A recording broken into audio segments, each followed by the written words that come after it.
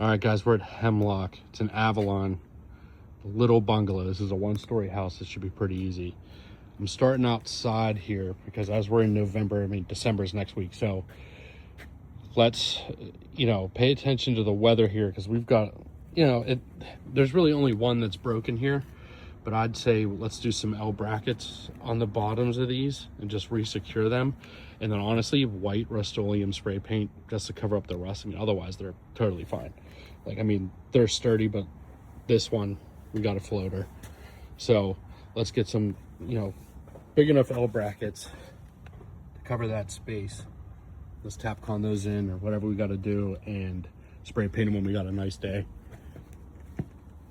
We got to replace those lights? We'll talk about the lights. I think they're good enough. As we come inside, we're going to paint this one. So plaster repairs first. Right in the entry, we've got some. And then when we get back to the bedroom, I'll point out the other ones. We got a big crack over here too. So let's address those first. Let's be smart about painting, especially with baseboards. JL Flooring is going to do their LVP all throughout, including the kitchen, except for the bathrooms. We're going to do our black.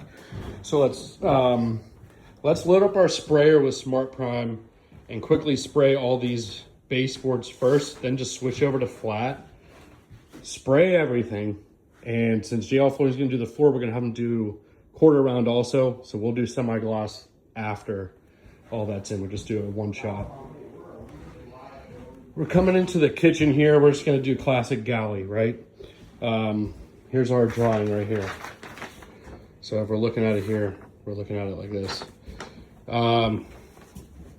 Our 27-inch sink base is centered onto this window. Oh my God.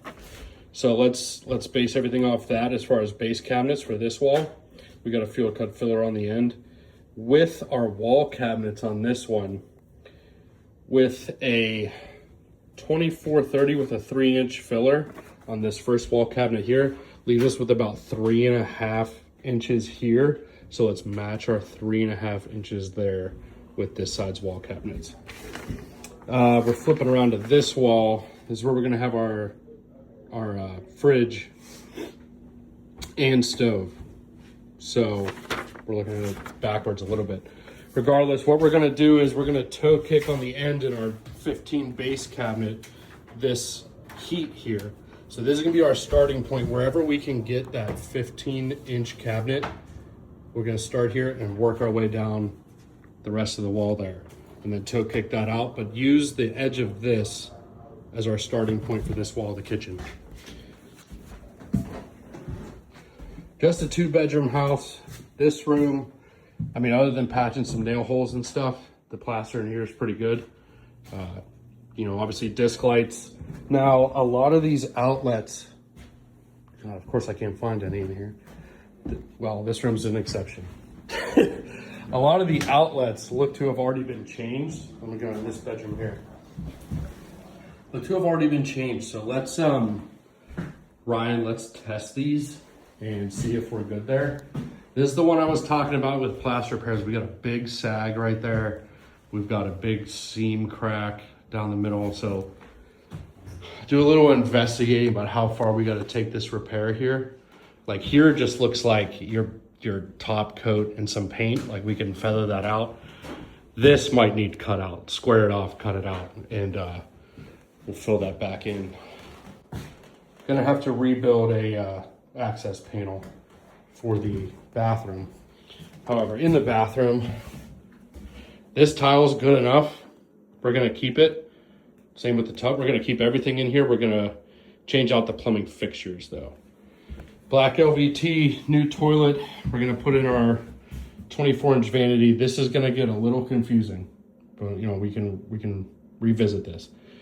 We're gonna take the top off of this vanity because we're gonna keep this vanity because we have an extra vanity in the office with a broken top. So Bob's gonna bring that one over. This top's gonna go down and we're gonna put a new top on this one. That's correct, right? Yeah. Okay. All right, so that's what we're doing there. Yeah. They both look exactly alike. They're exactly alike, right? Excuse me. I'm gonna go down in the basement here.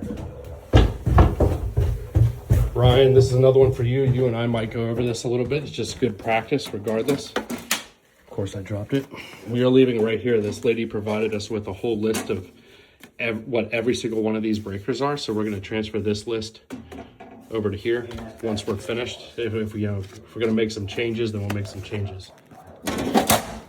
All right. Laundry room.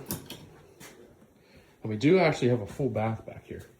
So pretty nice. Gonna leave the shower. This is where we're gonna put that other vanity with the top from upstairs. Now check out this toilet. We've got it raised up on concrete there. Don't touch this toilet. Leave it alone. We'll black LVT around it. Maybe we'll paint a little bit of that concrete or something there. Don't touch it. We're in luck, our stack's already ABS.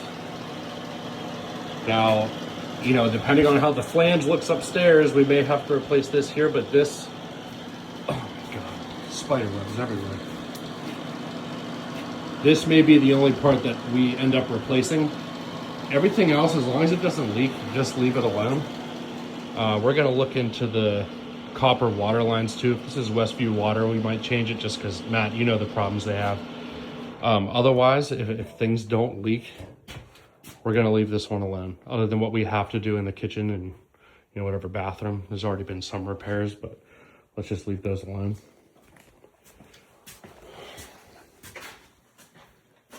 Garage, nothing really too special in here.